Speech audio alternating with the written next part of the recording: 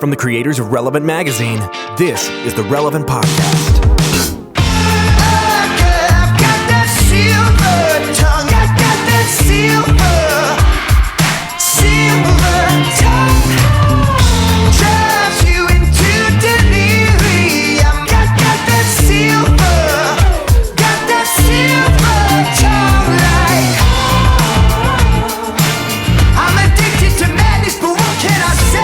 It's Wake Up Friday, February 10th, 2017, and it's the Relevant Podcast.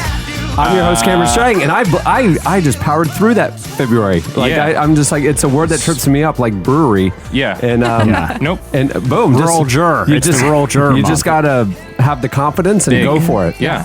February. There you go. This week's episode is brought to you by HelloFresh. Yes, I want to talk about this. HelloFresh delivers weekly recipes and fresh ingredients straight to your doorstep so you can cook delicious, quick, and healthy meals at home. They celebrate fresh ingredients and making magic happen in the kitchen.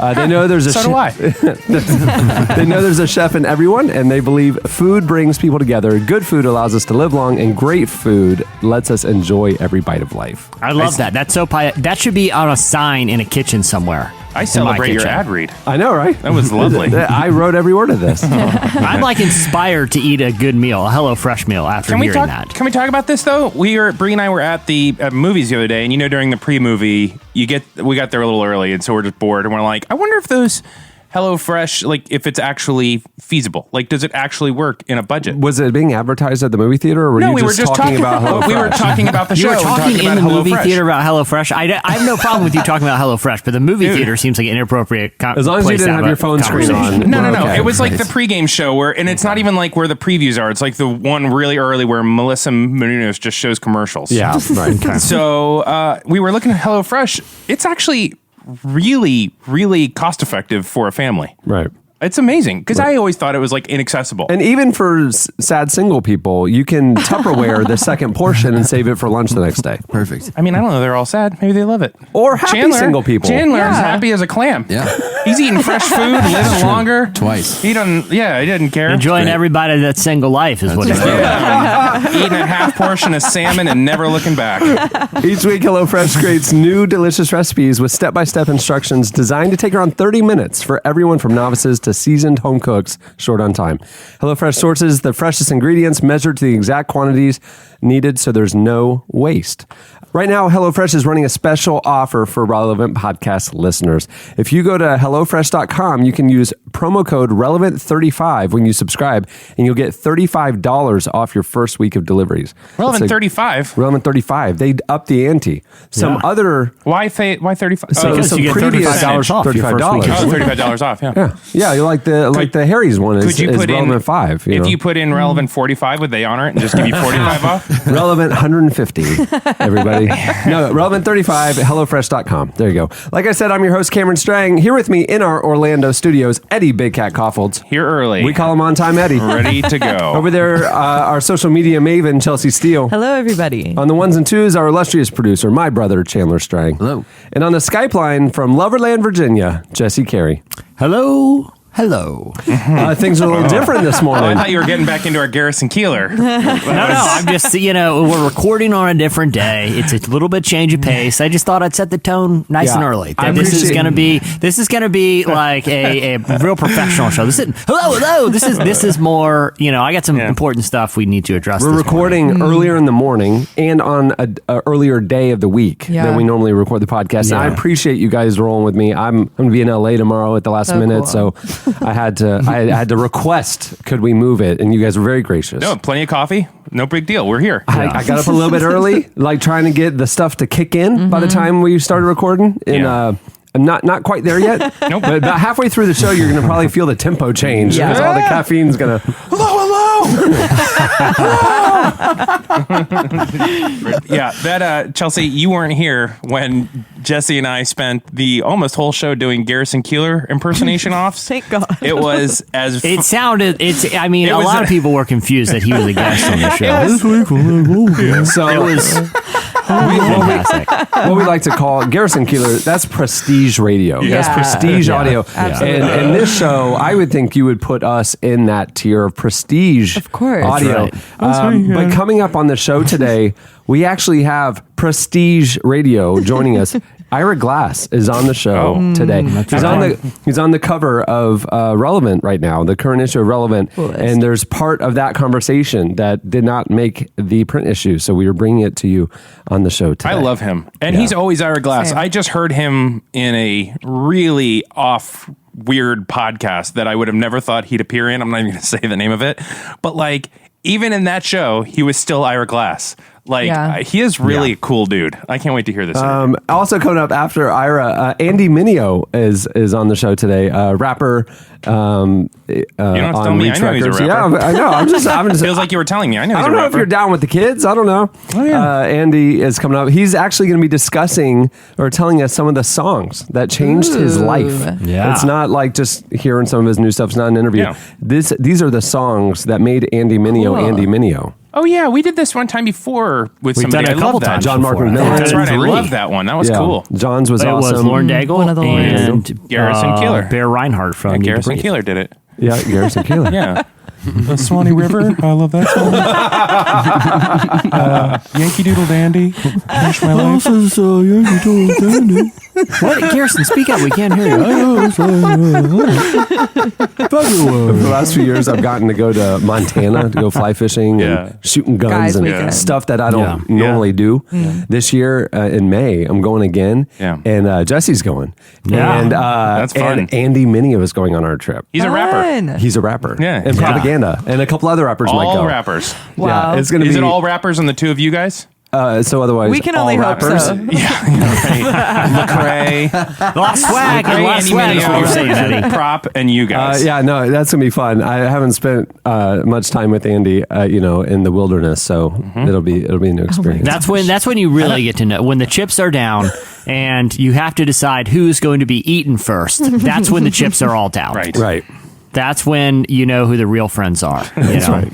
So That's right. Cameron, I promise if it all goes down out there, you will not be eaten first. Thank I you. promise. We have to form alliances because you don't know. I mean, you know that these rappers are all tight. Yeah, so exactly. you got I'm a little crew. concerned about that, by the way. Don't eat Like Prop. 116. He's such a great guy. He's got so much great stuff to say. He's awesome, and he's not got. I mean, he's so skinny. He's gonna be all Yeah. bones. I'm going to say Jesse would be a pretty good first choice. He's thin, but he's like, It's not wiry. No, It's he's like not wiry. good- He's got plenty. Yeah, well, I'm going to keep that in mind. If I disappear, it's for self-protection. If I go rogue, straight up Lord of the Flies, like one day in, you guys know why. I just saw the love- look in their eyes. Is what I I just love that Jesse's not even going to you're not even going to see him on the plane. It's going to be, you get off the plane, you don't see Jesse again until you're back in your seat to fly Why? up because he's in survival mode. Oh, he'll be a full I'm convinced. camo. I'm convinced that I'll be eaten. You'll be getting off the plane and he'll just be up against the wall. You'll wake up from your little Netflix nap when you get there and you're going to look around and he's gone and he's hiding up in the luggage compartment and you just are like, well, I guess I do my weekend. But then he's back on the plane, but he was there the whole time. Yeah. He's like, oh, remember when we were sitting by the fire and that guy spit out his drink? That was nuts, right? But we never saw him. We never saw him. Yeah. I actually, now that you're saying this, I fully expect that Yeah. he's gonna be wearing like face camo and all that stuff. Oh yeah. Nonstop. I've been stocking up heavily on. Are you telling me that's not this kind of trip? Because my whole body No, is he's going to be also- covered in camouflage. We're staying at a nice lodge. We'll have guides take us down the Yeah. Bighorn River to go fly fishing. Right. It's not a I survivalist pictured like trip. Bear Grill status. Like No. I was I was sleeping inside like an elk carcass. That's my lodgings. You and Andy Mineo just cuddling up for warmth. He's got he's got like yards and yards of like the JetBlue seat material just to make like the first camo outfit so that you don't see him on the plane Right. and then they just progress from Yeah, there. nothing in this airplane scene goes to waste. I'm just like cutting it up and fashioning it into like a cool sun protection hat or something. Sun protection hat. Yeah, a rabbit trap or something cool. I got to figure the details out on that. Yeah. I got to brush it up a little, but I'll get there. Yeah. Yeah, it's gonna be a fun week. And as soon as I get there, I'm like, oh, guys, I did not pack much. I thought this was sort of a naked and afraid type of deal. Am I wrong? Okay, I had a misunderstanding. So I'm going to need to borrow some clothes from somebody, please. Who's my size? The first time Andy I went, Mineo, come here. The first time I went, it was the middle of summer in Florida. It was September still. It was still warm. And I show up, and the day we show up, it started snowing. And so I was totally unprepared for that. And then the next year I went, I was like, well, it's going to be cold. And of course, it was 90 degrees the entire time.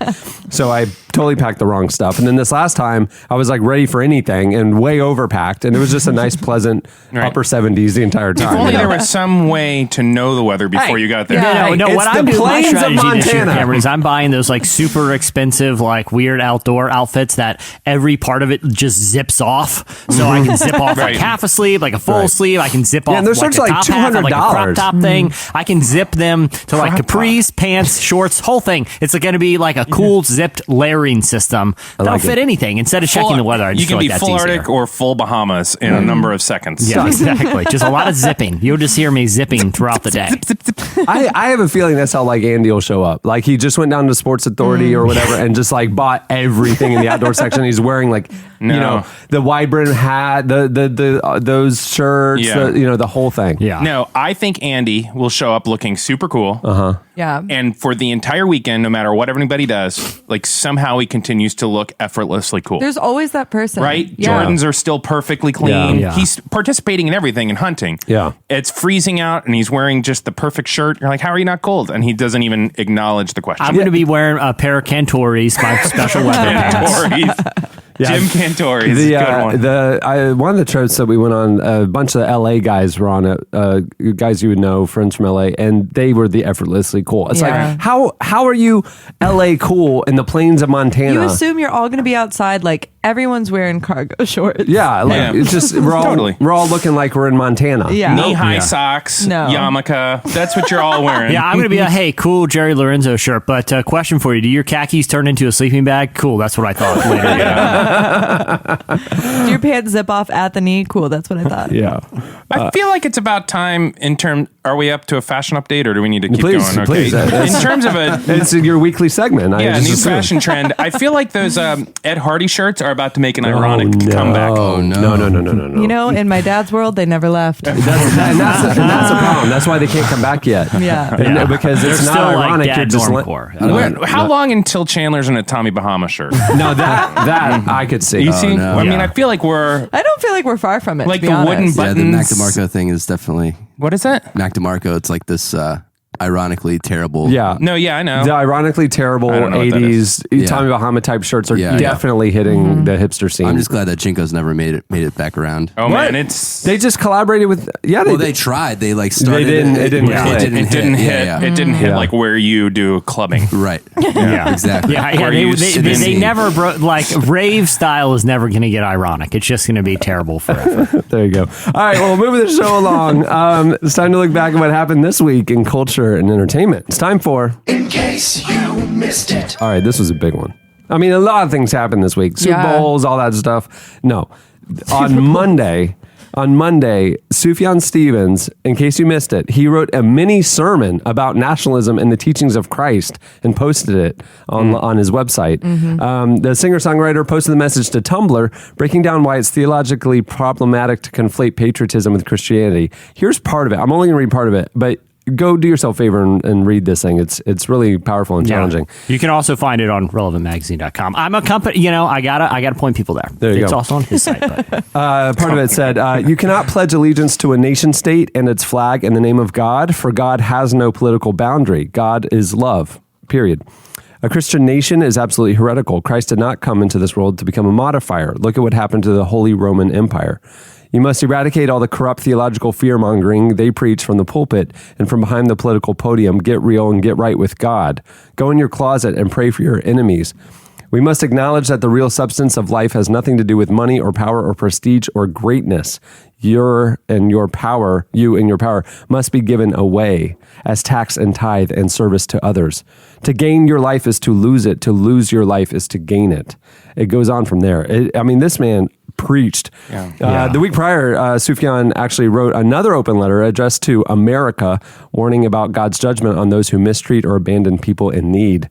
I think he's priming the pump for a new album, folks. I mean, would it kill him to use some of that energy towards continuing the 50 state thing? Yeah. I think that's it. But Carrie Lowell was what? Was that 2015? That was a fantastic album. It was amazing. But I'm like, at least do a Washington, D.C. album. I'm sorry. Well, he can't because he has Jesus lyrics dripping all over his music now, and he can't do stuff about states and Jesus lyrics. He just, Well, here's my cultural take. I feel like he's going to do sort of the Father John Misty thing, where he put out for example, Sufjan's last album, Carrie Lowell, was about his parents, or at least his parents who were a step parent. Yeah. It was very personal, is what I'm saying. The same thing with the last two Father John Misty records, which were really great, but they were about personal. The last one was about his wife. I Love You, Honey Bear.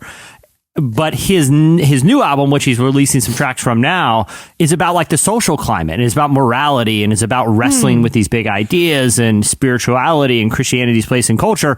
I think Sufjan Stevens is poised to do the same thing. He's done his personal albums, now do something that's has a lot of cultural commentary. It was like his prophetic albums. Yeah. The Father John Misty just released a new album, and he was on Beats One. Their main guy is named Zane Lowe, and he interviews artists and stuff. And he's one of the best interviewers I've ever heard. I mean, we've heard a lot of great interviewers, but he somehow with artists draws out stuff that isn't normal for an artist to open up about. And he was excited. He was priming the pump for this interview. It was the first time he'd ever interviewed Father John Misty. And I learned while I was listening to this interview, Father John Misty grew up in the Pentecostal church. He was all in, slaying the spirit, speaking in tongues, church going kid, and grew up in that world. And then in his 20s, walked away from it and, tried to figure out what he believes and why, and walked away. He talked about his previous albums and how this album was so different because his previous albums he recorded in that running from God era of drinking and drugs, and he talked about the fact that most of the songs were written at 5 a.m. when he was absolutely drunk, and just a melody would come to him and he would write in that state. And he said most of those albums were written and created like that. He said this album he kind of did a 180 and he very intentionally got clean. So he was 100% sober and did it for the album. He's no drugs, no drinking, no nothing. Got completely sober. And the album is terrible. Because he wanted to create. He wanted to see what he could create versus with clarity. With clarity versus what those substances made him create. That's awesome. And he talked about that process, and in that process of getting sober, made him go back and really deal with a lot of the faith of his youth and a lot of the remnant of that stuff, because obviously the substances during that kind of running away decade numbed him to a lot of those things. And so the process of wrestling with faith and doubt and all of that and the pain of whatever comes out on this album. It was fascinating. And so now you listen to this new album a lot differently than if it was just a new Father John Misty album. It's just crazy how that works though, because it's your story and whatever is in your past that's wounding is gonna bubble up. So it's he's trying to mask it with alcohol for a decade. It's still percolating into songs and it's still there. And it's when he takes away that layer of, it's protection. It's not really protecting him though, but he takes away that addiction. It's just everything. You have to reconcile it. Yeah, and that's what he and then he's telling Zane about it, and he's notoriously private. So for him to open up the way he did, it was crazy. If you have Apple Music, you can go to the Zane's Beats One Connect page, and he has all of his interviews there. Go find the Father John Misty one.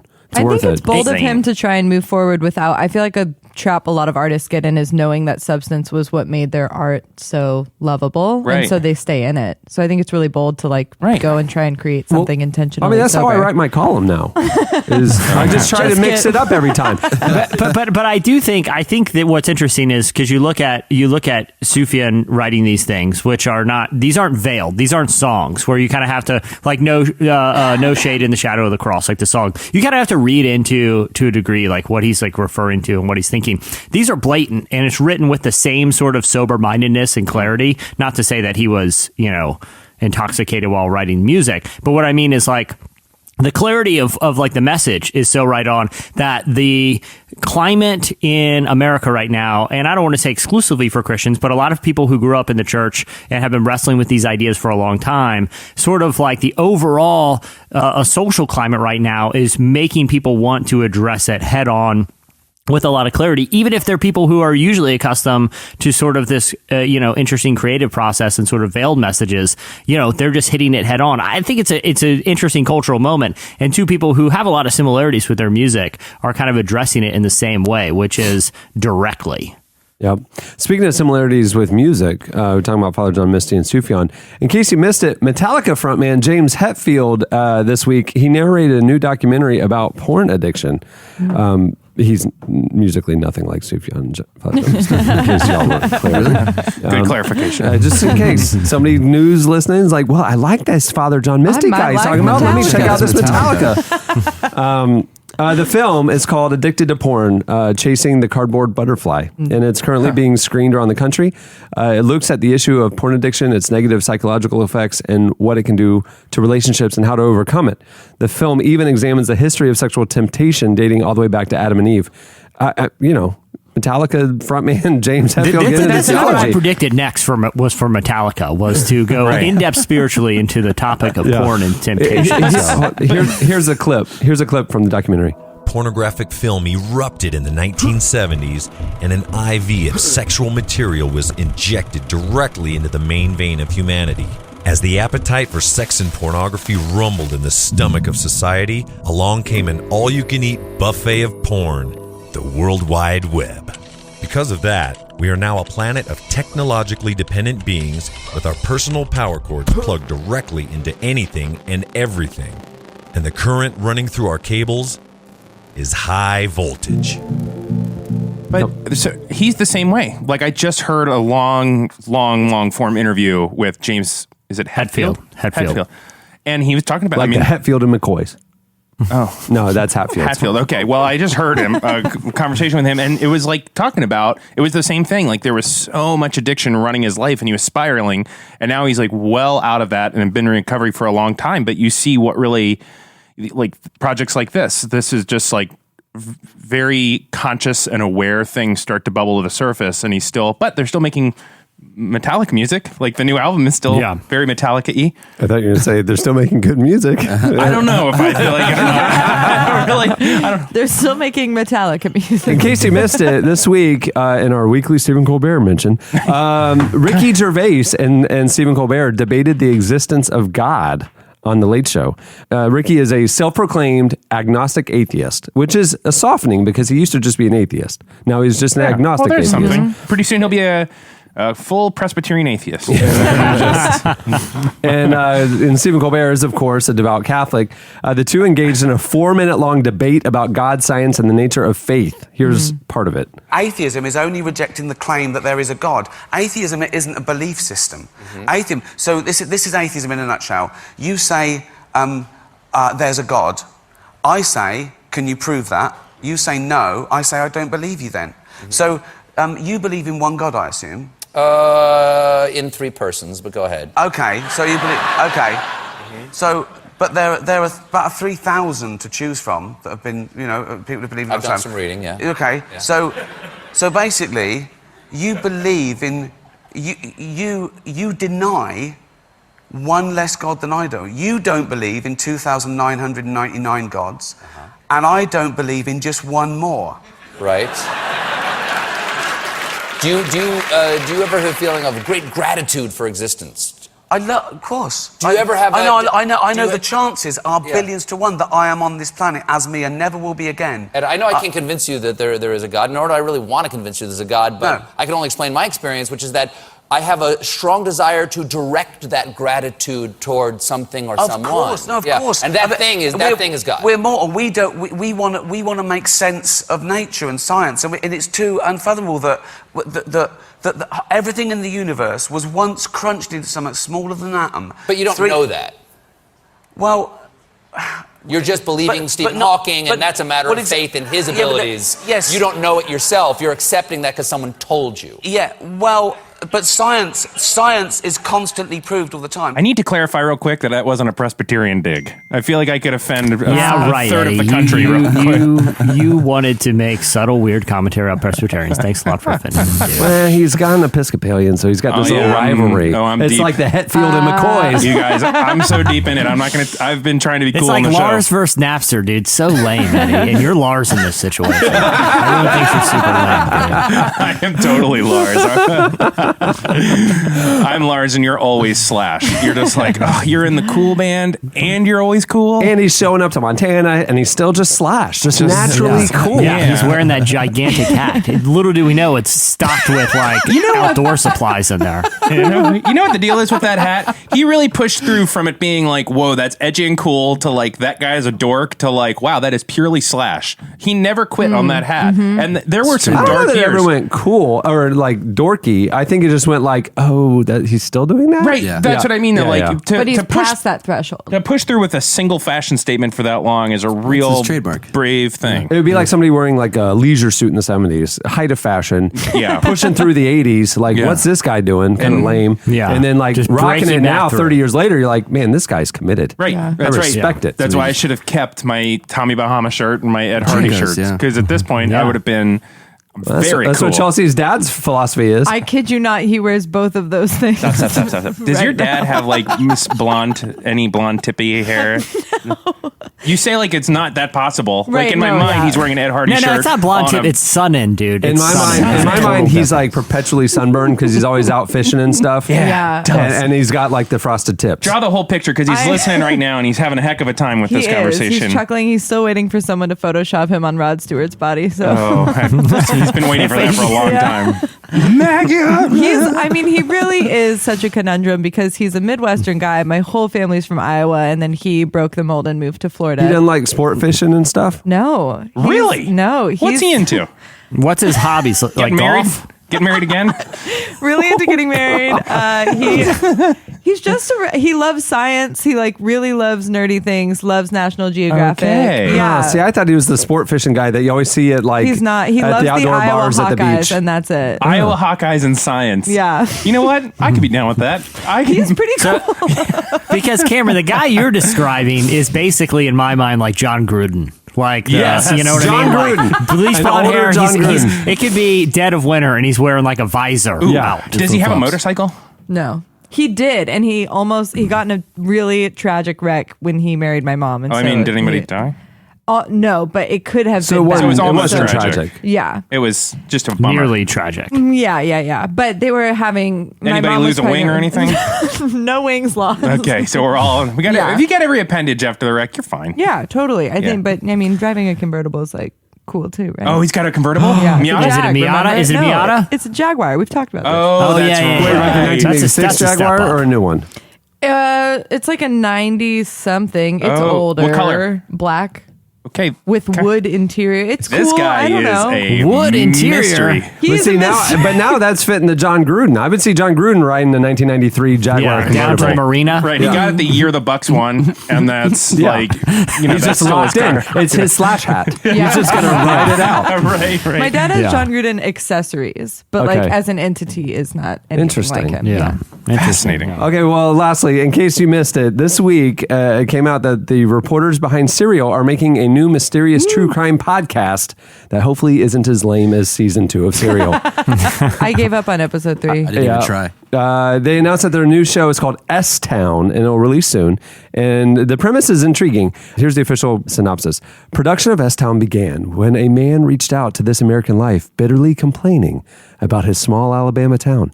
He wanted a reporter to investigate the son of a wealthy family who had allegedly been bragging that he got away with murder. Reporter Brian Reed agreed to look into it, but then someone else ended up dead, and another story began to unfold about a nasty feud, a hunt for hidden treasure, and the mysteries of one man's life. That's Hidden what Treasure. They had at the two murders. I'm like, okay, I'm probably gonna listen. Hidden Treasure. I'm in. Enough said. Just stop me. They should have led with Hidden Treasure. Yeah. Unlike Serial, this is interesting, which rolled out weekly and teased everybody on long. All 8 episodes of S-Town will drop at the same time in March, Netflix style, so you can binge the entire mystery. But when no one's at work, you know why. Yeah, but isn't it? But don't you think like it's a little bit different, like binge listening to like 10 hours of a podcast versus a TV show? Are you just sitting on the couch like staring at your wall the whole time? Like it just doesn't seem like the same experience to me. No, only if you're like doing a transatlantic flight. Yeah. If you're traveling or if you're running a day of errands by yourself or something. I think, I actually think it's more conducive to like living life out in the real world. Because if you're on Netflix, you can't leave your home. Right. But if you're listening to a podcast, go up and get I have groceries. Netflix on my phone. I could walk around with Netflix. I can go on a road trip. I put Netflix on the dashboard. He does. We talked about this a long time ago. He plays TV in his car, which is why someday Chandler will be hosting the show.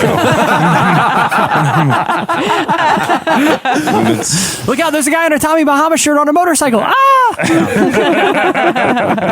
All right, that'll do it for In Case You Missed It. Stay tuned. Up next, Slices.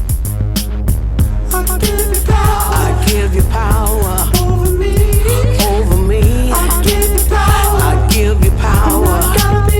But I gotta be free. I give you power. But now I say I give you power. I can take it away. Watch me. Take it away. Watch me. I can take it away. Watch me.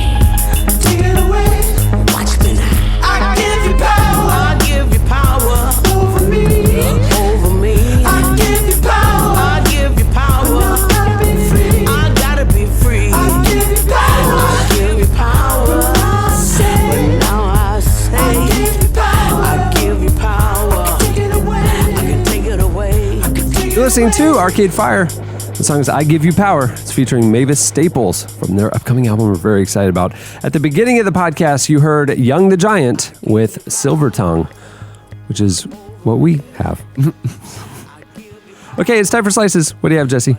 Okay, so have you guys ever been driving down the highway and you see like the Department of Transportation, your local Department of Transportation will like put up pithy little messages on the highway reminding you to like buckle up or not drink and drive or whatever? Yes. They are the worst. Am I wrong? They're the worst. They're spelled incorrectly 75% of the time. They try to rhyme and they never do. Yeah. That's the thing. They're just terrible puns. Right. You know, it makes me sometimes want to unbuckle out of spite. Right. But then I think, I love my family and I want to make it. But I just, But again, that pun is so terrible, that I'm going to unbuckle out of spite and drive by one of the traffic cameras, point to my unbuckle, and point up to the sign to let you know this is because of that terrible pun. Thanks a lot. Opposite intended purpose. Well, the Arizona Department of Transportation seems to have figured out that this isn't their forte. If they want to pass traffic laws or enforcement or work on drive time, they can handle that. They are outsourcing pun messages to drivers in the area. So what they've done is they've set up a website, az.gov, so azdot.gov/sign contest, and they're accepting submissions for pithy. So it's az.gov, so it's the word dot spelled out. Yeah. So Department of Transportation. Department of Transportation. Yeah. So az.gov forward slash. AZDOT. Yeah, don't type in AZ, we call period. it V dot here, so it's kind of throwing me off. But anyway, so you can go and you can submit, and what they'll do is they'll pick some winners and they'll actually replace the bad puns. And I've put a lot of thought into this. To be fair, it's not easy to come up with a traffic pun, right? I've been thinking about it a lot. Right. But I think this is a unique opportunity for the church to make a statement, because we have in our arsenal, in the body of Christ, people with a very unique spiritual gifting. I'm not talking about seers. I am talking about the greatest pun wizards in the world. It's true. Right. It's true. The people that do the church marquees. Use the gospel at all times when necessary. Use some puns. You're telling me the guy who wrote "We're all about that grace, no devil" can't come up with a good traffic sign here? Right. Yeah, the guy who wrote that's bad. what's missing from ch__ch? You are. Yeah. You know, exactly. This is an opportunity to because sometimes Christians get a bad rap in culture, but they can be like, listen, look, these signs show that we're missing something. We need to get back in the church. They have people that are this gifted. Also, I like the angle of the dude whose job it is to come up with the puns, and they're like, seriously, Frank, we're doing hello from the other side, buckle up and stay alive. That's your best. He's like, you know what? Shut up. You think it's easy? You do it. And they just crowdsource it.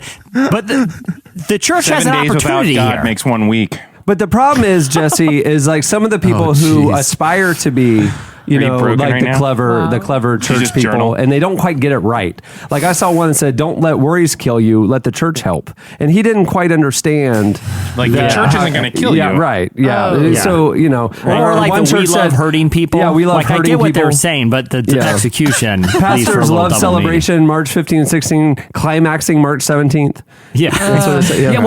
We only want our best and brightest. We want the guy who wrote, "No, we're not Baskin Robbins, but our Sundays are pretty great." Yeah, how about this? That actually broke me. We don't want the guy who came up with "Do you know what hell is? Come hear our preacher."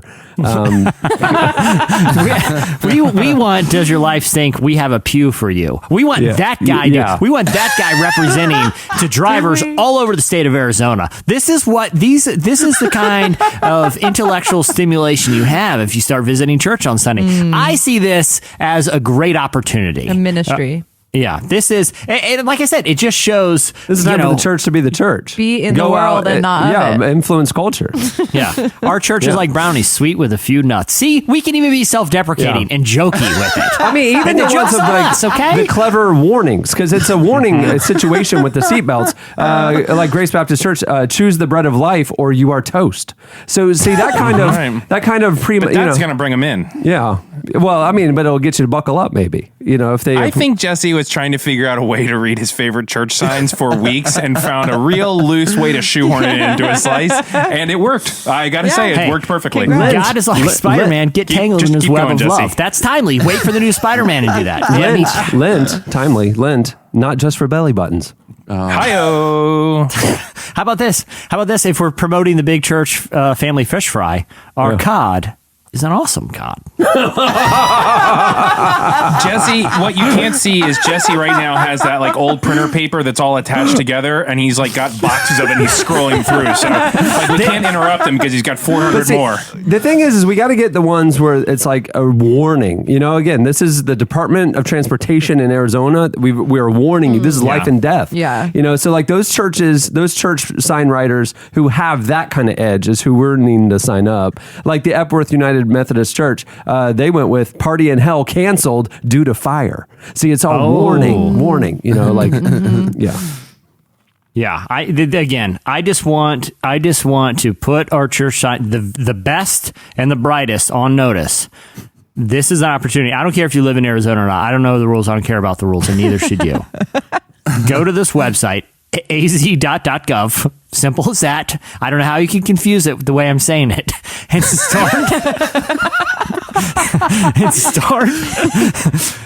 What happens in Vegas is forgiven here. There you go. Some people need that, Yeah. Oak Grove Landmark Missionary Baptist Church. Walmart is not the only saving place. That's good.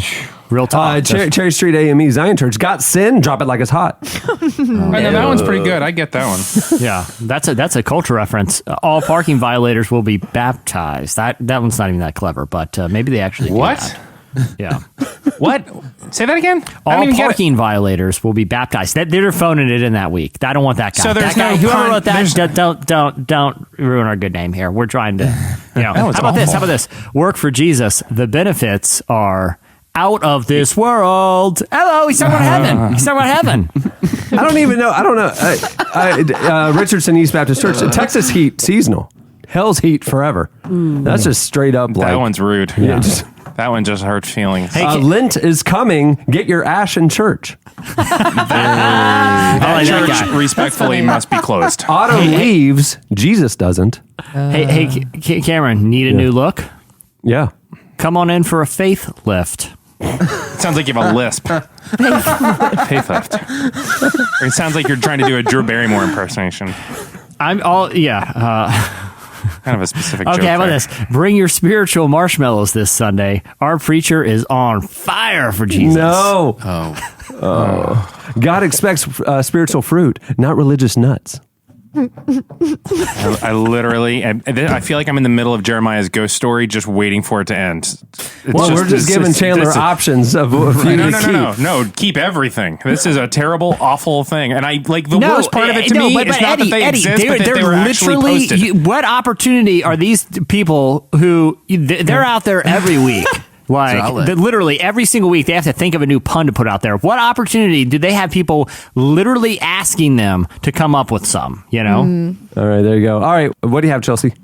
I have a delightful story all the way from the Philippines this week. The Philippines is our 7th highest readership location. Is it really? Of the website? Well, we're about to spike because of this story. Yeah. There's a big young Christian movement over there. Singapore is our number 2 or number 3 city. Wow. And then the Philippines, Manila and all that, huge Christian movement out there. Wow. And a lot of them read English and stuff, and so they Wow. Shout out to my Philippines honestly, friends. right now, we hear from Philippines podcast listeners quite often. Yeah. So, hi. Hey, everybody. Wow. Well, I hope Anika is listening because I have a story about her. Hey, Anika. She has been buzzing all over the internet because her boyfriend, she's 19 years old, they're in high school, gave her a bouquet of chicken nuggets, which, if you ask me, is a million times better than receiving a bouquet of flowers. Because flowers Take note, Chandler. don't really do. I mean, they're pretty for a while and then they die. Chicken nuggets, you at least get to enjoy for yourself. Am I right? So the story's been bouncing all over the internet about Anika Enguinado. Nailed it. Thank you. Been practicing all morning. February. Who told her boyfriend that she, should he ever give her or want to give her flowers, that she would rather have a bouquet of nuggets.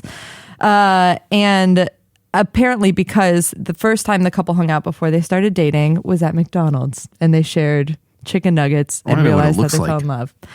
Yeah, it's got to be pretty just. It would look like an awesome blossom, I would think. Yeah, that's a great point. I think which is awesome. There's another great pun because it is awesome. That blossom. I dare you to take a bite of awesome blossom and go, okay, they're right. That's totally awesome. That sauce, I don't know what that sauce is. Tastes like kind of sour mayonnaise, but holy cow, man, that is sour awesome. That blossom. I believe I room a lot. Isn't that what it's called?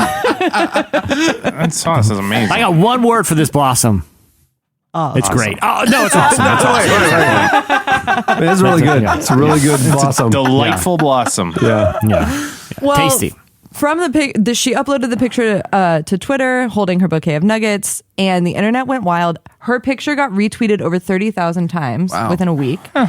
Not only that, but McDonald's caught wind of the story about the chicken nugget bouquet and the 2 students and their story of falling in love at McDonald's. And so they set them up on a chicken McNugget date at their high school and catered chicken nuggets to them. Just the 2 of them? Candlelight, in the middle of their school cafeteria. Cute, also super embarrassing. I think it's adorable. I think in high school... How's she 19 and still in high school? Now you've brought up what's a good going point. on? Yeah. I have That's sophomore in college. Yeah. I'm not familiar enough with the Philippine education system, but all right, what do you have, Eddie? So I don't want to get political, right? But this is not political. This is about pizza, and so hold on to it. Thank Somebody God. in Utah needed to get a hold of Senator Orrin Hatch, and like many people do when they are calling their senator, picked up the phone. That's what I do. Try to call, right? You got an issue. You want to talk about something. Yeah. You want to talk about. I've been seeing the number for the Senate retweeted all week. No hey, everybody. I called my senator recently. Right. I did too. We live in a republic. We're able to call our elected officials and influence outcomes. So, one woman in Utah tried to call Senator Orrin Hatch about an issue, and she kept calling and calling and calling. And Julia. Was she like, the Department of Transportation puns have gotten terrible. Please outsource this. Please vote no on Department of Transportation. I'm driving down Main Street and 4 churches have gold out there. We got to click it or ticket? Come on, we're better than this. Click it or ticket. And so Julia did not get frustrated. Well, maybe she did get frustrated, but she was not deterred. Right. She picked up the phone and did what any reasonable American would do. Right. She ordered a pizza delivered to Orrin Hatch's office. Yes. And inside of that pizza, ham and pineapple, obviously. I feel like that's my obviously what we're favorite going to order, even though Because you're pineapple kind of doesn't sticking it to him at that point because he opens the pizza. It's like, oh man, ham and pineapple. Yeah, my hopes up. Yeah. Exactly, Yeah. dude. You should have answered the phone. Yeah, sorry. The It's grossest pizza. disgusting. I got you the grossest pizza they had. Yeah, we would have done a vegan pepperoni and mushroom if you had answered the phone, but alas, Hey, and ham hold and the pineapple. sauce for him. Make sure he doesn't know until he takes the first bite that there's not even sauce on there. Send him Like one a of real those passive aggressive move there. Send him one of those terrible white pizzas with gluten-free crust. That's how you got to live your life. Senator Hatch, answer the phone. So anyhow, she put a note in a pizza, sent the pizza to Orrin Hatch's office. The staff respectfully declined the pizza because they didn't order it. And what if it was poisoned? I mean, I think that's exactly why, right? yeah. You can't just... Is it considered a bribe? I mean, she's like gift, I asking for guess. something specific. I don't know. Yeah, true. That's a great... I think lobbying rules probably have a higher can't price buy people threshold gifts than a pizza. when it comes to politics. Which is the first point of the story that I'd like to camp on really quickly, because if someone just sent a pizza to my house, I'd be like, yeah, sure, what the heck. Thanks so much. I'll take a bite of it before I feed it to the kids. There's like an 85% chance this is poison, but there's like a 15. It's totally fine. And how delicious would I'll a pick pizza the be? right pineapples now? off. I don't care. So the pizza was declined, but the note got through. Apparently, it was posted on social media, and Julia finally got a reply from Senator Hatch about the issue that she cared about. And so I just feel like the lesson for today in this political climate is, pizza. Just It shouldn't take pizza. It shouldn't take it, but it does. Can I tell you, we've had people. When we post job openings, we get a lot of applications. Yeah, and I guess some people out there feel compelled that they need to stand out from the stack. Yeah. And multiple times over the years, we've had pizzas delivered to the office with resumes taped to the underside of the lid. Oh. Yeah. Cool. And the staff thinks it's hilarious, and I won't look at the resume. No way. Like I just don't want that. No. Come on. I gotta say, we get You can't cut in line. Sometimes we get books, and people like upon their book release to get you to review it, will put like gifts and gifts and stuff. I'm like, just write an awesome Just book. write a great book that I can't help but talk about. Unless I get the it. book is about pizza, then it's acceptable. Because I'm assuming while I'm eating it, this pizza's going to come up. There you go. All right, well, that'll do it for Slices. Stay tuned. Up next, Ira Glass joins us.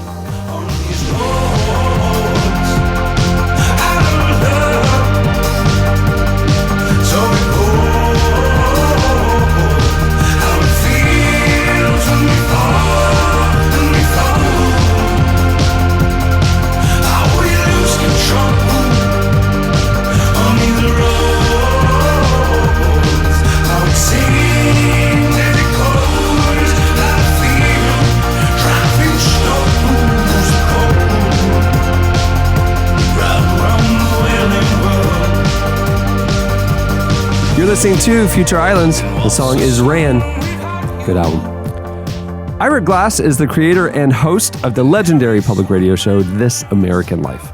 For more than 20 years, the radio show and now podcast have covered a wide range of topics from politics and relationships to religion and social justice, all with an emphasis on high-quality journalism and compelling storytelling. This American Life is the epitome of driveway radio. Like you're listening to a segment, and you've gotten home, and you sit in your driveway to listen to the segment resolved. Yeah, it's true. It's that good.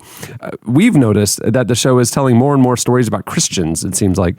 So we spoke to Ira about the show's fascination with Christians, what the media gets wrong about people of faith, and how, even though he's an atheist, Jesus taught him how to be a great storyteller. Here's part of our conversation with Ira Glass.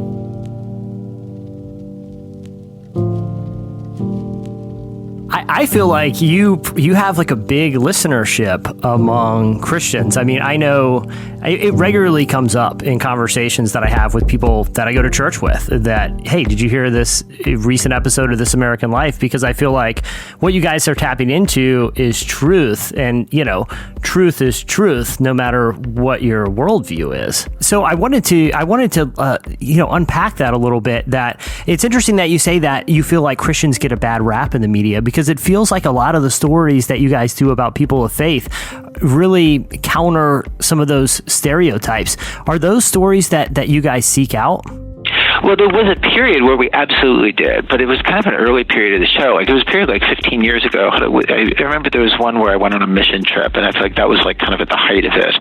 Teenagers got 1999. Oh, wow. So it's a really long time ago. Yeah. So it was like the fourth year we were on the air, and around that time, like I just was just very aware that like at the radio station we were at WBEZ, like it's Chicago, so a lot of people are really devout and mostly evangelical, like not like some Catholics, but it's Chicago, and there were a few people on the staff who were like really Christian in a way that like it was like they were out with the Christianity in a way that was really lovely, and people who I really adored and just seemed like model people and model Christians in every way, and who I really loved talking to in general, but also about religion. And I was aware that the way that Christians were portrayed in the media, in the news, and in fiction, in the movies and on TV, seemed totally disconnected from the actual Christians in my life. Yeah. And that I mean, I've said this before, like, and been quoted on this before a bunch of times, but that like in the media, it just seemed like whenever there was a Christian character, it was like the most doctrinaire, stiff-necked, doesn't listen to anybody, kind of corny version of an intolerant person. And every Christian I knew was exactly the opposite of that. Great listeners, super concerned about people, utterly compassionate. And I was like, wow, there's a whole thing here that isn't being documented. And since I'm a documentary producer, I just felt like, well, that's a huge area that basically the media isn't doing a great job documenting. So that's obviously like a great area for me to be doing stories in, because I felt like the rest of the media was getting it wrong, and that there just wasn't much press about just the normal way that most people of faith live their lives. And like I remember being struck, like there was this movie Three Kings years ago, and in the movie, one of the characters at some point, something's going to happen, and he just goes off and prays about it. And it wasn't even like a plot point, like it wasn't like a plot point in the movie. It's just like this is a character with faith, and he went off and prayed on it, and then like the next thing happened. I was just like, when that happened, I realized like I have never seen that in a movie, of like the normal thing that millions of people do. You know what I mean? Like every day in this country. I was like, how is it that like I'm this old and I have literally never seen that in a movie? That the point wasn't like, oh my God, he's going to pray on it, and now like he's going to get something from it, and everything's going to change in this story, or like it wasn't like a plot point in the movie. It was just like he's a normal person, he prays. That's a lot of people, and so this is sort of all out of an impulse that came from that. I have to say, like, that was sort of like, as a show, like, we'll get obsessed with something for a while, and then we won't be obsessed with it anymore. So that was like a kind of like a minor obsession for a while to do stories on that, just because I felt like, well, nobody's doing this very well. Yeah. And like looking at the thing, there was a show that we did in 2000 called Pray. Like there was like a bunch of stuff we were doing, because I just felt like this is done so badly in the press. But I feel like it's been years since that. Now I feel like when it comes up, we're not intentionally looking for stories like that. It's just in the normal mix of stories. If you're doing stories in America, obviously includes people of faith, and then when we cover it, we try to cover it and just document their actual experience.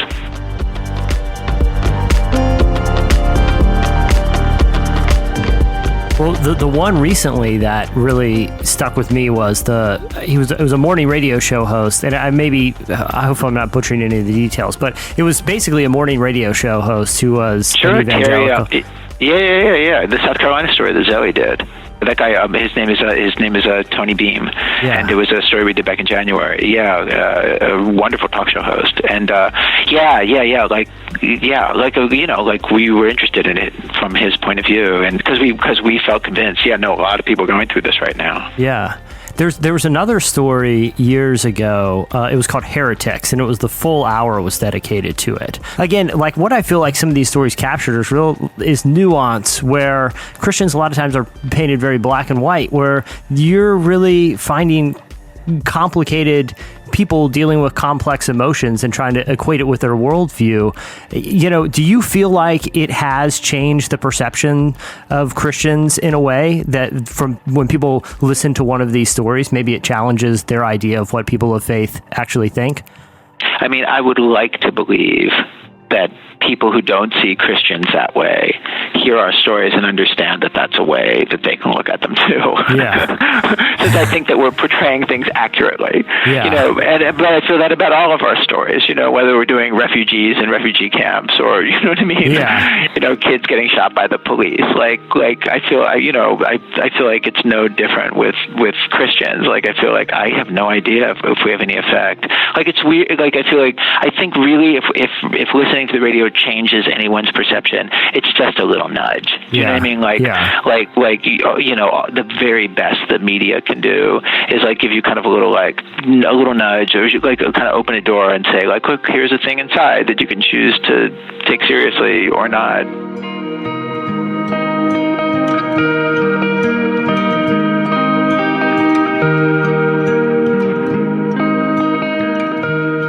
When you guys are looking for these stories to tell, what elements that, whether it's a story about you know, someone of faith, or whether it's, you know, from anywhere in the spectrum of American life, what are the elements that you're looking for that you know that this is a good story that people need to hear? Well, we're looking for a couple things. There has to be a plot. That is, there has to be somebody in a situation and something happens. So, for example, with that guy, Tony in South Carolina, the radio host, like, he's in a situation, he has listeners who love him, he loves them, they always listen to what he says. One day, he just assumes they're all with him. Like, we don't like this Trump guy. Obviously, we're going for Cruz or somebody who believes in God in a way that we understand. And his listeners are not with him at all. And he just has no idea, and there's pushback, and there's one chapter after another as, like, Trump says one more outrageous thing after another, and each time he thinks like, well, now my audience is going to understand, like, I was right and they were wrong, and just he doesn't win them over at all, and just it gets worse and worse. Like, you need a plot. So what we're looking for is there's a plot. The plot has to be surprising. It has to drive at some idea about the world that you haven't heard before, and it doesn't have to be a profound idea. It just has to be kind of like an interesting thought, you know. And then for a radio story, there has to be at least one person at the center of it who you can relate to and like, because without that, there's no emotion. And again, just thinking about that Tony Beam story, like one of the things that was lovely about it was that not only was Tony just somebody who was so easy to relate to, and you just hear him and you just feel like, yeah, I see how you feel that way. But then one of his listeners, you know, his number one Trump supporter listener, was also, I found, like, super charming, contrarian, like, wonderful, funny guy. You hear him and you kind of love him too. Yeah. You know what I mean? Like, so there's two people to relate to, and they're on opposite sides of the thing. Like, that's a kind of a dream situation. And so there's got to be somebody to relate to. Generally, there's got to be somebody who's a good talker, because it's radio. It's really hard to do a good radio story by people where there's at least one good talker. And then, you know, extra credit if it's funny at the beginning, extra credit if it's, like, sad at the end. So those are the things we're looking for. At the heart, like, it's got to be surprising. Plot's got to be surprising. Ideas got to be surprising. Somebody to relate to are the key things. Well, some of the stories that you've done lately that I know when I talk to some of my friends, and it's not just Christians, but I know younger, more progressive Christians, you know, are you know, exposing and doing something about social injustice is very important, because they see that, you know, we see that as a faith issue, as something that and that's not exclusive to Christians, obviously. But, you know, there's been a series, the ones about the education system, the refugee crisis, the female genital mutilation, that, you know, really kind of expose some of these more complex issues. When you guys tackle a story like that, is your goal to enact change, or is it just to kind of tell the story to allow the audience to understand something that they might not have been exposed to? I mean, it's not our job to enact change, just to say, like, and I'm somebody, like, I got into journalism, like, in my 20s, like, wanting to change the world. But I feel like I learned, like, within the first few years, it's really rare for journalism to ever change anything.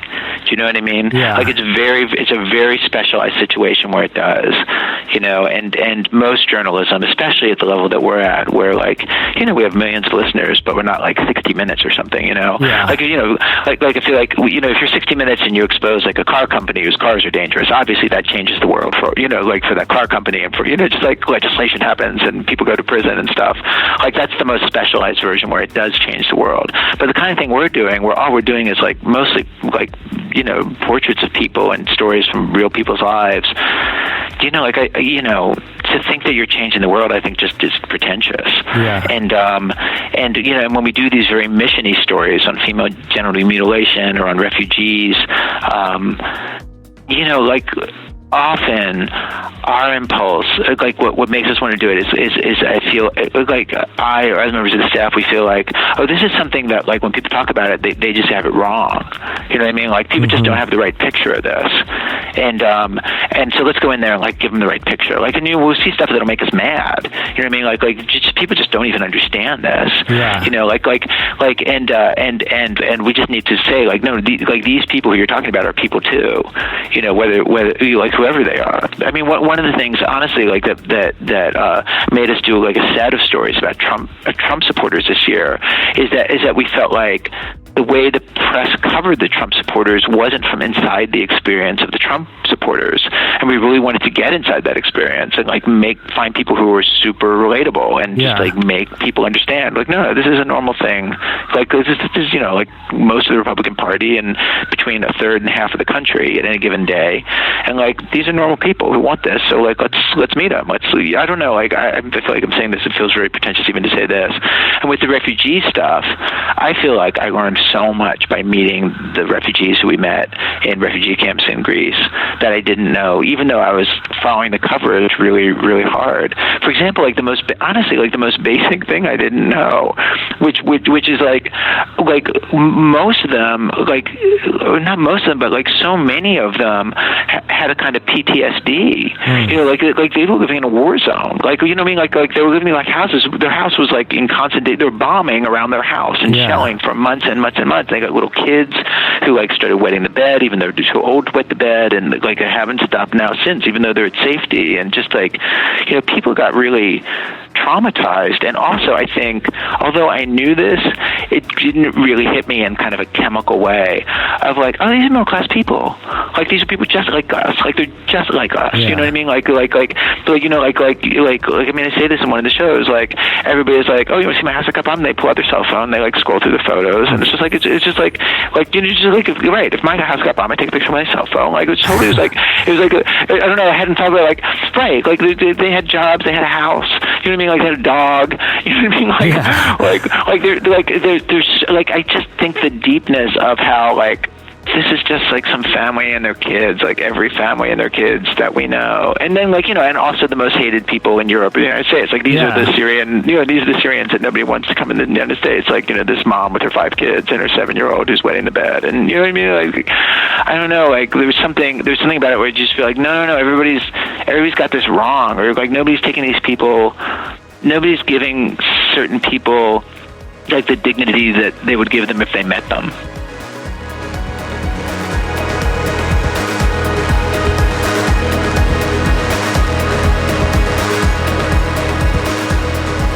That was Ira Glass. For more of this conversation and a lot more, go check out the cover story in the current issue of Relevant Magazine. Yeah, it's out now. 'Cause I'm gonna miss you.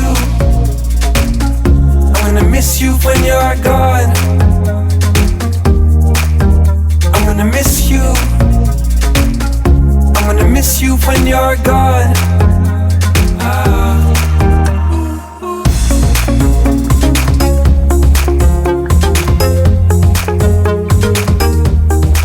You're listening to James Hersey. The song is Miss You. Rapper and producer Andy Mineo is one of Christian hip-hop's biggest names, and his latest album, Uncomfortable, hit #1 on the Billboard Christian music charts. He's currently in the studio working on a highly anticipated follow-up, and he's also preparing for the Montana Nice Lodge fishing retreat that we thought we were doing. With Jesse being there, will turn into something very different. I'm burning down the cabins night 1, and this is going to be. We'll see how many of these tough guys leave with me. Yeah, so hopefully his album's going to come out.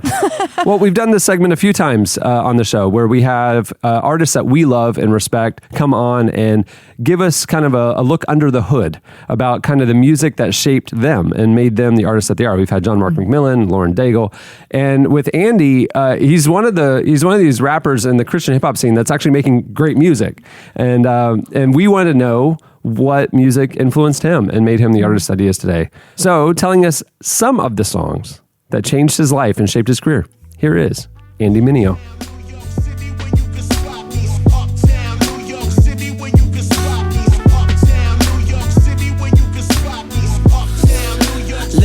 We in love with the invention. We don't love the inventor. On a quiet block, they puff the loud and be smelling. That Eminem, the Marshall Mathers LP, almost everything on there I loved. There was a song with Royce the 5'9" and Eminem called Bad Meets Evil. And it was a back and forth record where they would both rap back and forth and they would trade off lines. And I just thought it was so crazy to hear their camaraderie, them going back and forth and them going bar for bar and coming up with the wittiest, craziest stuff, I had ever heard.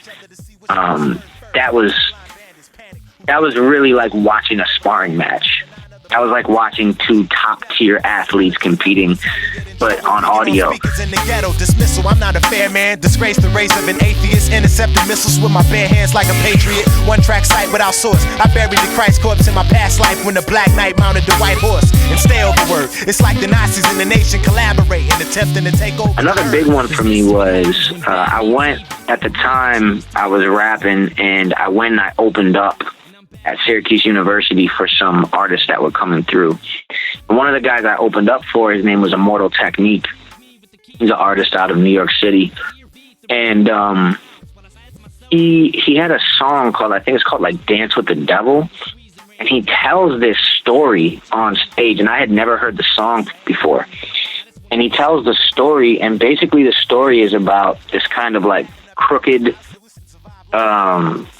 thief that's like in New York City, and he goes to rob a woman, and in the end he finds out that the woman he robbed was his own mother because it was dark at night and he couldn't see.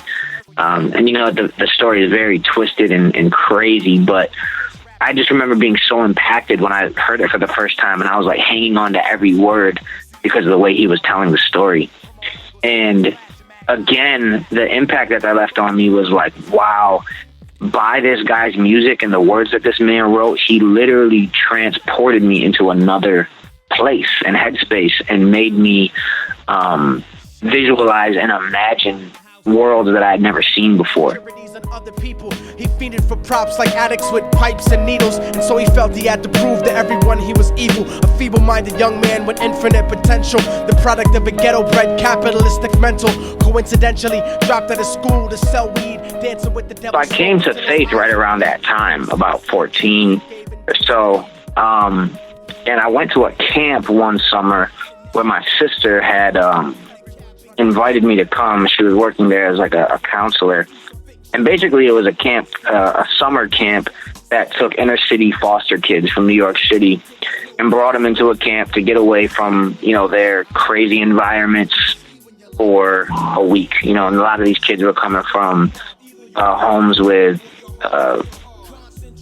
parents who were addicts or coming from really bad domestic violence stuff. So it was an attempt to bring kids in and just give them another view of life by getting them out into the woods and zip lining and going into the pond and all that stuff. And so I went because my sister said there would be girls there and zip lining and water. And so I was like, okay, I'll go.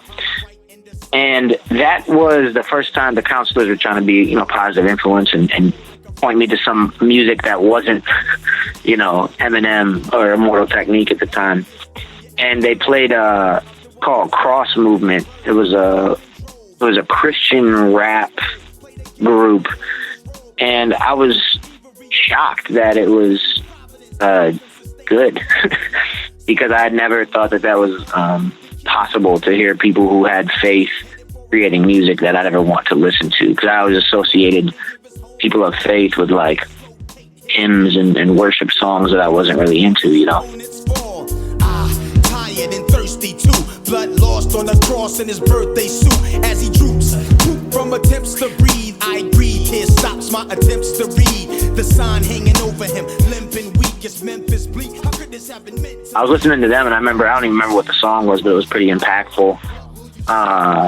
Actually, I do. It was called "What Do You See" by Ambassador, and basically, this is again another storyline song. The Ambassador was a member of the group called Cross Movement, and he told the story of the crucifixion of Jesus.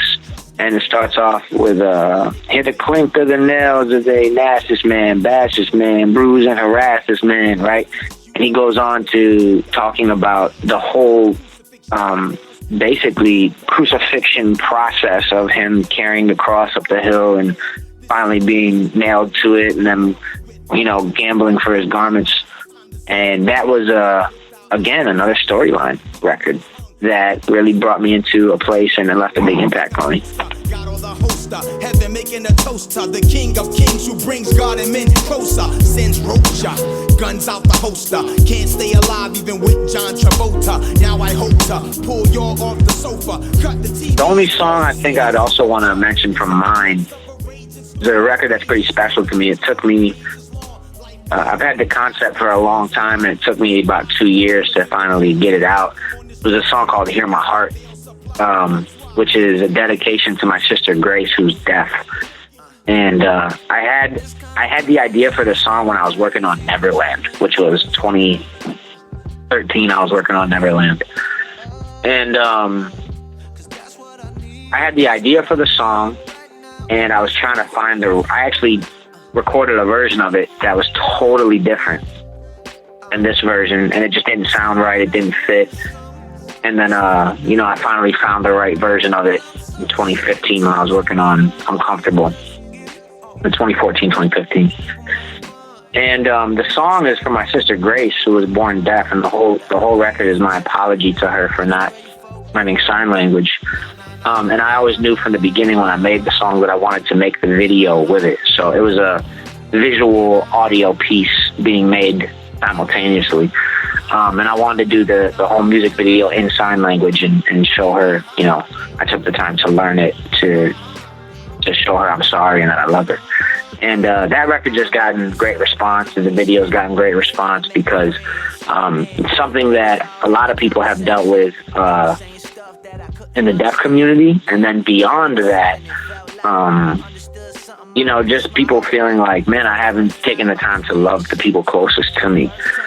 In ways that show them that they mean something, or I haven't considered some of their hardships or some of what they go through in a way that would show them that I'm willing to care for them and go out of my way to care for them. So that record is really special to me, and I think it's one of my favorites that I've ever made, for sure. I pray you forgive me for the years I lived blind. In my heart,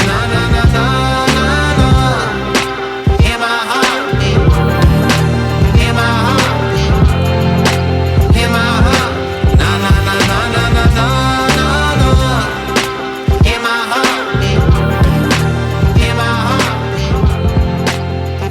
That was Andy Mineo. We actually have a much longer recording with Andy than what you just heard. A little foreshadowing. We might have some plans for content like that that you might be hearing more about in the coming month or so. So little foreshadowing, a little teaser right there of artists talking about music. Could be fun. All right, stay tuned. Up next, feedback. Trying to believe there might be something that you just could see. What if I told you that it's all so easy? Let me show you the way. On the edge of dark, there's the brightest light. A blinding light on the edge. No one can tell their worlds apart. We'll live with love. Just take the ride. Ladies and gentlemen, You're listening to Thundercat. The song is Show You the Way, and it is featuring, yes, Michael McDonald and Kenny Loggins. This is the most incredible song that has ever been made. Okay, it's time for your feedback. Last week, we asked you, what is your most awkward social media story? You guys went over to the podcast episode page at relevantmagazine.com. You also hit us up on Twitter at Relevant Podcast and told us some of your most awkward social media stories.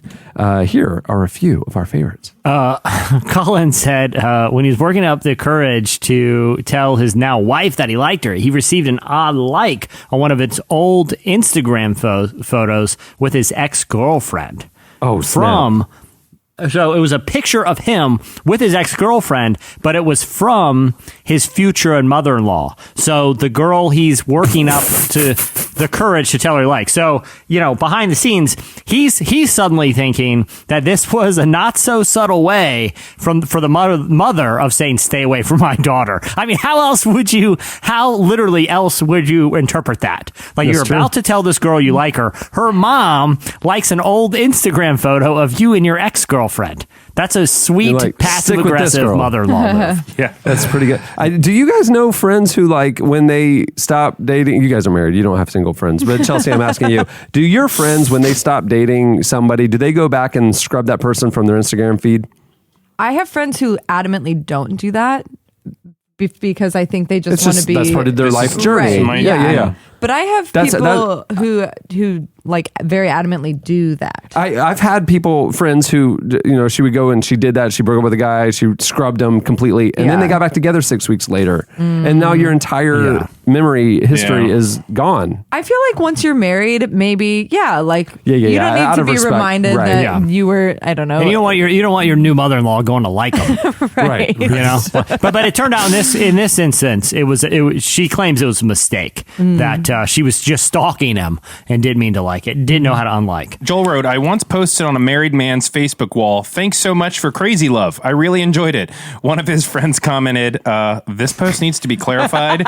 He was referring to Crazy Love by Francis Chan that he's let me. An uncorrected proof. An uncorrected proof with a wooden stake in it, and he deleted the whole post. I thought that was really funny. That is pretty funny. I love the friend that's just like, what? Thanks for Crazy Love. Okay, yeah. Josh said a few years ago he started a new job as a worship pastor, and he was in the middle of band rehearsal one Sunday morning and meant to text his then fiance. And here's the text. Procrastinating? Why are they practicing on Sunday morning? Why don't you do it get prepared earlier than that? Well, that's another. Oh man, a lot of churches do that. I'm like come in at 5 a.m. sort of a thing. I know it's crazy town. Like do a Wednesday night rehearsal. What's technically, the big deal? It would be a sound check, but it's like a run through rehearsal before the service. Yeah, it's like how hard is it to have the drummer count you in and everybody just plays mashes on their chords at the same time for 12 verses? You bear the lead here, Eddie. Here's what happened. They're at soundtrack, whatever. They're rushing it, okay? They just vamped Laura, Lift Your Name on High the whole service because they didn't prepare on Wednesday night. One more time. Okay. He texted his then fiance. He's putting on the Ritz. Yeah. Where are you at, babe? ? Sweet smiley face heart emoji. When he realized that he didn't send it to the right thing, he actually posted it on his new boss/pastor's Instagram message. Because the contacts and phone, he wasn't paying attention because he was trying to rehearse and text at the same time. He responded a few hours later with, and Josh added, I was fired 3 months later, probably not connected. It's either that or your lack of prepreration, Josh. Yeah. Maybe the fact that you're worship pastor and you're not even preparation. Yeah, you're not even bothering to practice and get ready. Maybe that had something to do with it. Please, I would like to thank Clara Alston for coming to my defense. She said she doesn't know how to describe the brilliance of the brilliance either, but and so stop making fun of me. When the words and the music and the it's like like Webster's, music. You know how like music is so like great and stuff.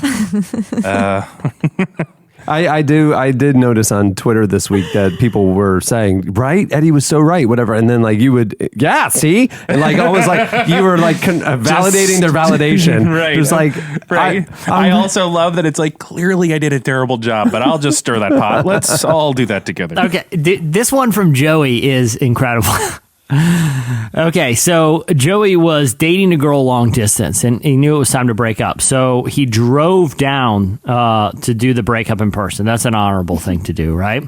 He gets a Snapchat. Is that necessary? I mean, how long were they dating? Do we know? He doesn't give the details. Okay, it was a long-distance relationship, but he felt in this situation the right thing to do was to drive down to where they are. I don't know how long the trip was, but to break up in person. I say it's honorable. I don't know. I don't really care. But that's his game plan. Maybe it's not necessary. Yeah, but maybe he feels that's what he's called to do. But by the end of the story, you'll see he might as well have not gotten in the car because his buddy Snapchatted him, what are you doing? And he snapped back a picture of holding up a peace signs with my fingers, and the caption says, "About to break up with my girlfriend."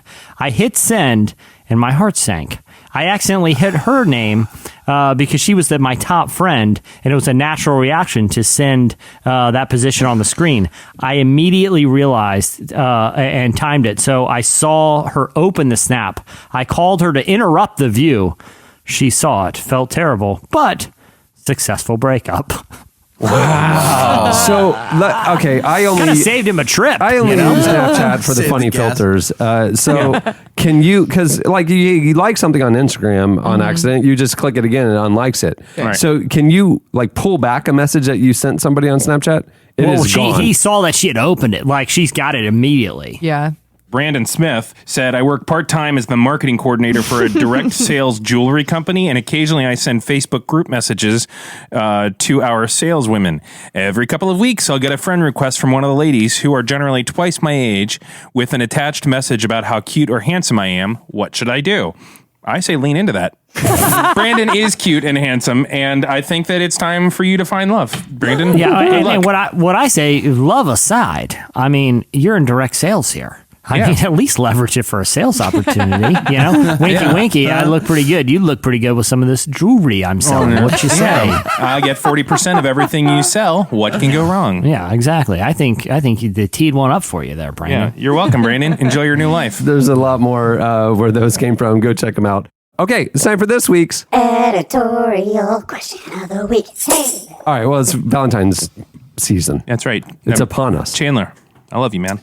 Thanks. Love you too. Thank you. And we were thinking, we were inspired by the Nugget bouquet. Who wouldn't it be?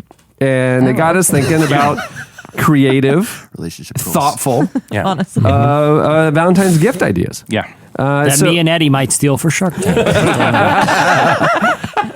So we want to know your most creative and thoughtful, not like jewelry, not roses, not chocolate. Yeah. Your most creative, unique, thoughtful Valentine's gift ideas that we can share on the show next week and maybe help the single among us to have, Yeah, and just start reading the feedback now, because there's going to be people who on the 13th are going to start sweating and going, I can't make reservations at this point. It's too late. It's too late to get flowers. Just check our feedback and see what people are saying. Yeah, you don't want to be like that worship leader who forgot to practice during the week and is having to cram it in before the service on Sunday morning. FYI, I'd fire that guy too. It's called a Wednesday night rehearsal, homie. 10,000 Reasons doesn't play itself. Would have saved your job. Sometimes it does. I have mentioned that song on the show. Too many times. It's like some sort of weird mental 10,000 Reasons. Yeah. 10,000 times. 10,000 times. Yeah. So in case you are that guy and you haven't prepared for Valentine's Day, when we read the feedback next week, that'll be your cheat sheet to put together something that's quick and yet appears to be thoughtful. Can I give a little pro tip of something that I think is appropriate? Please. And this, you can date this one all the way back to the 12 days of Christmas. Oh. No one doesn't appreciate multiple live animals that require upkeep for any sort of present. So I'm not talking like you get them a puppy. I'm talking like you get them a litter. Okay. Show them your love by getting them, just a ton of animals of different species too. But if it's somebody that you're in a relationship with, then they're kind of your problem too now. Well, this is like a dating. This is like in the early stage. Yeah, I don't want that. Let's say you have a bunch of animals you don't want. This is a good opportunity to get rid of them, and they'll think it's a beautiful gesture. And it did not end well. Right, that's right. He did. She got scratched by a lot of birds. Well, that was the actual 12 days of Christmas. Yeah, he did. Yeah. And those were actual birds. I'm saying, I guess any animal. It could be a dairy cow, whatever. A very young tortoise that will live for 120 years. That's romantic. And it's illegal to get rid of because they're endangered. If it's yours, you have to. I was traveling last week. I was watching the Kardashians, and even if it happened to be. You don't have to qualify that. There's no judgment. It happened happened to be an You can episode. just say I was watching the Kardashians. That show rules, I'm sure. Happened to be an episode where one of the sisters got one of the other sisters some fish for the kids. No problem. And then the sister on the receiving end was, what am I supposed to do with these fish? Oh, I was just go to the aquarium store, has to get an aquarium, has to get this whole thing. And then they flash forward to, at a commercial break, coming up later in the show, a call from the receiving sister going, I can't handle these fish. These fish are dying. I don't know what. And like the gift did not go over very well. But Karen, what I'm saying is, it was all it's not going to work for puppies, but with fish, you can say, listen, worst case scenario, you just eat these bad boys. Newsflash, fish are good for you. They got the acids, the fish oils. That is, so it could be a little topping on the salad. It could be tortoise soup. I don't know. It's balls in your court. Whatever you want to do. I'm not going to judge. I'm not going to judge. Some sort of Hello Dory or Finding Dory anchovy salad.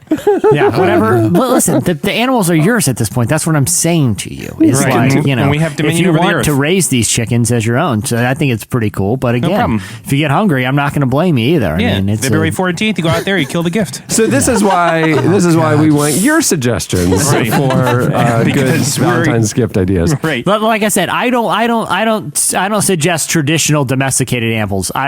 I suggest ones that can be eaten should the relationship go south. That's all I'm saying. It's a double. So gift. basically, the worst case scenario is you're giving them a snack. You're giving them a meal. Yeah, exactly. Just to zoom out from this moment for a second, Jesse, the fact that you and I have both married women of like upstanding character and just a lot of wisdom, opposites attract. It's a little shocking. Like how I got my when we were I don't get it because I got my wife a pet fish early on in the relationship. She loved it, but I got hungry one day. Yeah. And she knew the deal. So she knows how it goes. She knows who she married. Daddy gets hungry, he's got to eat the goldfish. A little snacky. Yeah. On a little Ritz cracker. So hit us up on the podcast episode page. You can post it in the comments there, your ideas for creative and thoughtful Valentine's gift ideas. And you can also tweet us at Relevant Podcast. I can see Jesse trying to do the David Blaine thing where he's like, all right, Dana, all right, I'm going to cough up the goldfish. Ready? And then his face just goes real white. Around. Help me, cold doctor. Right? This is never going to work. No. It's dead. It's dead. It was an illusion. It was an illusion all along.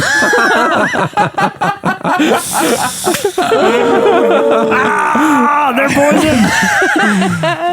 I'm allergic to goldfish. Many thanks to our show sponsor for making this episode possible. Remember, when you go to HelloFresh.com today, enter code relevant35 to get $35 off when you subscribe. She's just yelling, why did you do this? Why did you do this? Because I was home all day. I was starving.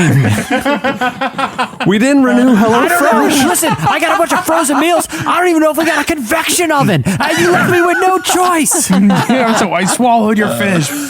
I'm sorry. I ate the fish. I ate all the fish, the whole aquarium full. What did you want me to do here? What am I, an animal? The preheat light is broken. Do you understand that? The preheat. What do you want me to do? I can cook nothing right now. It was either pass out or be very hungry or eat those fish. I got a whole aquarium full of fish in my belly and I feel great. Not a single regret, Dana. Thanks also to our guest for joining us, Ira Glass. You can follow him on Twitter at Ira Glass. Also, Andy Mineo. His new album is dropping this year sometime. You can follow him on Twitter at Andy Mineo. That's how music is now, man. There's no release dates. Yeah. I get rappers. Yeah, they just work on it until it's done, He took and some then they time put it out. out. Also, guys, turned out the preheat light wasn't broken. I was pressing the wrong button. So this whole thing could have been averted You were if I doing would the have timer. if I would have read the buttons more carefully. But You were setting the timer over What's and done over and is over done. again. Yeah. Hey, if you want to read our current cover story on Ira Glass, head over to relevantmagazine.com. You can actually read it there on the site. And while you're there, subscribe. Our March issue, which is at the printer right now, is a big redesign, and prices are going up when it comes out. So if you want to get in on the old era prices for a new era, higher quality, higher cost product, go over to relevantmagazine.com. Subscribe now. On that note, we will wrap it up. I'm Seems Cameron right. String. I'm Eddie Koffoltz, yeah. I'm Chelsea Steele. I'm Chandler String. I'm Jesse Carey. We'll see you next week. Jesus was right, but yeah. All that glitters ain't made of gold. It's the thing you've heard a million times before. I know. Listen. It took a little time, now I realize. Yeah. Now I know better. It's better.